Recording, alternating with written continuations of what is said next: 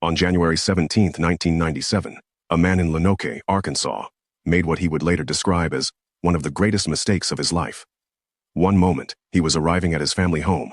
The next, he was confronted with a horrific scene. His entire family lay dead on the living room floor. 20-year-old Heath Stocks, who professed a deep love for his family, would forever grapple with the haunting memories of that day. He would later assert that his mother and sister had always been his unwavering supporters. And despite a turbulent relationship with his father, he believed they did not deserve such a fate. The question loomed large. What could possibly drive a once respectful Eagle Scout to commit such an atrocity? This is the chilling story of Heath Stocks, Charles Jack Walls III, and the dark underbelly of the Boy Scouts of America. If you or someone you know is facing sexual or physical abuse, it is crucial to reach out to the following helplines for immediate support. Lonoke, Arkansas, is often depicted as a quaint town embodying the ideal American life. Like many small towns, the residents were tightly knit, sharing strong family values and community bonds. The people of Lonoke held their principles dear to their hearts, establishing the town as a moral beacon in the surrounding area.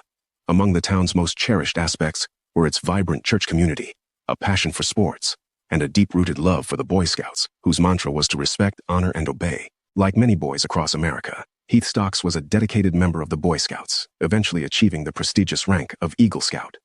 His mother, Barbara, and sister, Heather, were his steadfast allies throughout his formative years. Yet, the harmonious facade of their family life was marred by the presence of his father. Heath's sister, Heather, took on the role of protector, sensing Heath's unease around their father, who had impossible standards for what a perfect child should be. Heath, a boy who made typical youthful mistakes, often found himself at odds with Joe, his father. While navigating learning disabilities, including ADHD, he struggled with schoolwork, creating additional friction in their relationship. Among the Scouts, there was a beloved figure, Charles Jack Walls III. Under his guidance, the boys formed a strong bond, drawn not only to his leadership, but also to the Walls name, which held a certain celebrity status in Lonoke, thanks to his family's wealth and his father's position as a judge. Parents often turned to Jack Walls when they faced challenges with their sons. He promised to mentor them, to mold them into the young men their families could be proud of. Heath himself recalled in an interview how Walls claimed he could transform troubled boys. The word mold in Heath's recounting carries a haunting connotation, given the context of his story. Walls was not merely a mentor, he was seen as a savior, a term that now feels painfully ironic in retrospect. To the residents of Lonoke, Jack Walls was nothing short of magic. He embodied the ideal citizen, a role model who inspired children to reach their full potential, earning the trust of many parents who believed he was the right guardian for their kids. Tragically, this trust would be shattered in a manner that no one could foresee. For numerous families involved in the Boy Scouts, Walls became a confidant, a source of guidance during times of domestic strife. Scouts confided their worries to Walls, who then offered advice to their parents, allowing him to infiltrate the family dynamics of many children, often in the absence of parental supervision. Walls sometimes engaged the boys in activities that included military training, teaching them to shoot guns and hunt. But the nature of his mentorship often veered into darker territories, broaching topics of alcohol and explicit material. In the summer of 1992, two scouts, Doug Hogan and Mark McConnell, bravely reported Walls' misconduct to their families. Cletus Hogan, Doug's father, took swift action, demanding Walls' resignation from the Boy Scouts of America. However, when the matter reached the courts, Walls wielded his influence and reputation within the Lonoke community to have the charges dismissed, further illustrating the sinister depth of his manipulation. In an unsettling twist, Walls often sought to bond with the children by teaching them military skills, handing them guns, and taking them on hunting trips. But the conversations sometimes veered toward more disturbing themes, including alcohol and pornography. In the summer of 1992, two of his scouts, Doug Hogan and Mark McConnell, bravely reported Walls' misconduct to their families. Doug's father, Cletus Hogan, took action, leading to Walls' resignation from the Boy Scouts of America. However, when the scouts escalated the case to the courts, Walls leveraged his status and reputation within the Lonoke community to have the charges dismissed, evading justice once more. In a cruel twist of fate, Doug Hogan found himself vilified as a man driven by greed, targeting the fortune of Charles Jack Walls III. As the boys in the Scouts rallied around Walls, Hogan became their scapegoat, the growing protectiveness of the group turning against him. Among those ensnared in Walls' web was Heath Stocks, a boy groomed meticulously by the Scout leader. Behind the scenes, Walls orchestrated a rift between Stocks and his father, positioning himself as the father figure that Stocks desperately sought. Joe Stocks, Heath's father, remained emotionally distant, often resorting to physical discipline. This neglect pushed young Stocks to confide in Walls, further tightening the leader's grip on the boy's psyche. When Barbara Stocks, Heath's mother, uncovered the abuse inflicted on her son by his dance teacher. She urged him to take a stand and file charges. However, those charges faded into obscurity as Stocks transitioned into college life. Seeking approval from Walls for every decision, Stocks became increasingly entwined in the scout leader's control. The turmoil brewing within him would soon erupt into a catastrophic climax. After a weekend back home from college, a shocking scene unfolded. Barbara Stocks entered a room to find her son and Walls together, a moment that left her reeling. Yet, instead of confronting her son, she turned to her pastor for guidance on the chilling discovery. Eventually, Stocks summoned the courage to confide in his mother and sister, Heather, about the torment he had endured. This revelation sent Walls into a panic, prompting him to issue a chilling command to Stocks: eliminate the threat. With years of indoctrination whispering in his ear that Walls's protection was paramount, Stocks obeyed. On the evening of January 17, 1997, he returned home and unleashed chaos within the walls of his family residence. Heather walked into a horrifying sight. Her brother, Heath, with a .45 caliber handgun poised ominously. Their mother followed shortly after, and within moments, their father arrived, only to meet a brutal fate. Stocks had fulfilled the order. He had killed the problem. In a harrowing moment, Stocks realized the magnitude of his actions. His family lay lifeless, and as the courts would later determine, the weight of their deaths rested squarely on his shoulders, despite Wall's manipulative presence. I went back into the living room, got on my knees, and stuck my gun in my mouth, he recounted, the chilling memory etched in his mind. About that time, my mom came through, and I saw my dad's face. Next thing I know, they're all dead. In the aftermath, Stocks fled the scene, disposing of the murder weapon in a nearby river, and hiding the remaining evidence in a dumpster behind a local Pizza Hut. Seeking refuge, Stocks turned to a college friend at Henderson State University. But his respite was short-lived. The police found and apprehended him at 6 a.m. the following day. Charged with 3 counts of capital murder, Stocks became the focus of an investigation led by Detective Steve Finch. During a series of interviews, Stocks revealed the psychological manipulation and abuse he had endured at the hands of his scoutmaster. As the investigation unfolded, Stocks sought refuge at a college friend's apartment at Henderson State University. It was here that police tracked him down, arresting him at 6 a.m. the following day. Heath Stocks pled guilty to the charges, a decision made under the looming command of Walls. The lack of a trial, absence of evidence, and a failure to call witnesses begged the question: was justice truly served? Despite the apparent closure, Walls's shadow loomed large, and the truth would not remain buried forever. Thanks to the courageous testimony of his own nephew, another victim, an investigation against Walls was finally initiated. Wade Knox, who had formed a bond with Walls as a troop leader, found himself caught in a similar fate. Like Stocks, Knox was drawn into Walls' world, a world fraught with manipulation and betrayal. The parallels between their lives were haunting, each victimized by the same figure, each carrying the weight of their trauma. As the investigation unfolded, the truth behind Walls's facade would begin to unravel, revealing the dark underbelly of a trusted leader. The narrative of Heath Stocks, marked by tragedy and manipulation, was just one chapter in a broader story of abuse and betrayal that demanded to be told.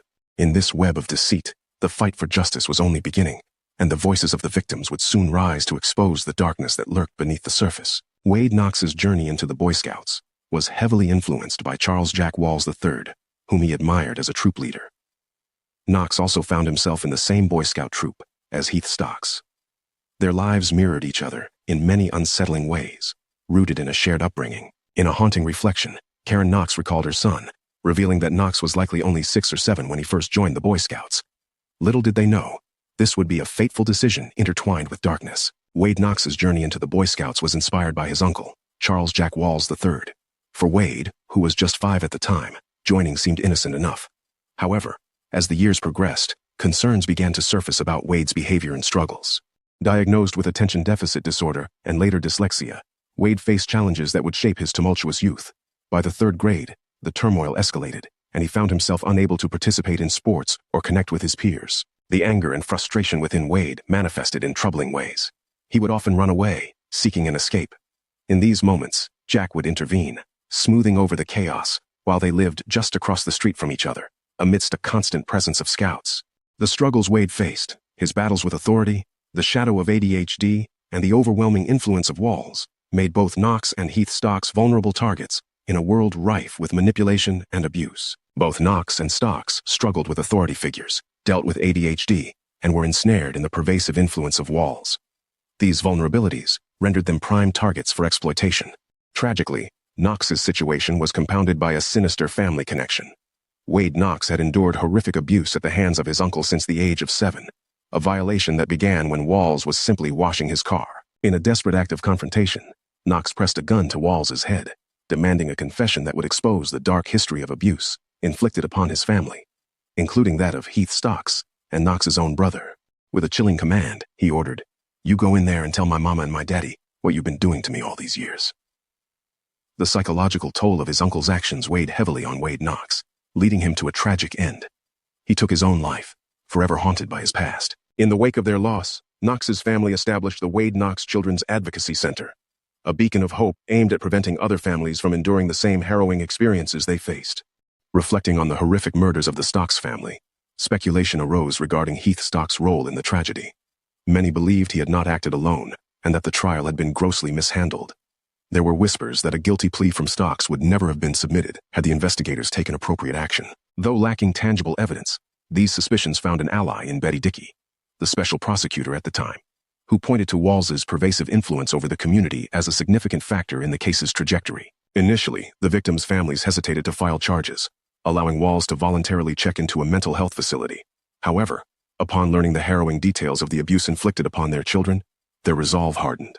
When Walls ultimately refused to admit himself for treatment, Stocks, under immense pressure, confessed that Walls had orchestrated the murder of his parents, asserting that his uncle had been present to ensure the grim task was completed. Yet, in later interviews, Stocks claimed a disconcerting amnesia regarding the presence of others in the house on that fateful day when he took the lives of his family.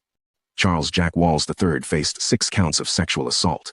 He entered a no-contest plea regarding the case involving Heath Stocks. Now, he resides in prison, serving a life sentence, along with an additional 40 years. Special Prosecutor Betty Dickey reflected on the disturbing scope of the abuse, revealing, "We were looking at 50 to 100 young boys over a period of 20 to 30 years that he had molested. The grim reality is that only 6 counts could be charged against Walls, a limitation imposed by the constraints of the statute of limitations, in a shocking twist that left many astonished." Heath Stocks was interviewed by Fox 16 in 2020. He spoke candidly about the murders and the relentless abuse he endured at the hands of Jack Walls. In a surprising revelation, Stocks did not shift the blame onto the Boy Scouts. Despite the organization's recent bankruptcy and the escalating sexual abuse scandals, Stocks' perspective on accountability was equally unexpected. He refrained from blaming Walls for the tragic deaths of his parents. In a poignant admission, Stocks expressed that he had forgiven Walls, a decision he made primarily for his own mental health. He articulated a complex understanding, asserting that though Walls did not pull the trigger, he was the catalyst that warped Stocks' mind into committing such horrific acts. In a further exploration of blame, Stocks pointed fingers at his parents, criticizing their insistence on keeping him in the Boy Scouts, despite several warnings about the risks involved. Now, Stocks languishes in prison, facing a life sentence for his actions. He contemplates what might have transpired if he had not been subjected to such profound abuse. In a haunting reflection, Stocks shared that his mental health had been deeply affected by the events that transpired.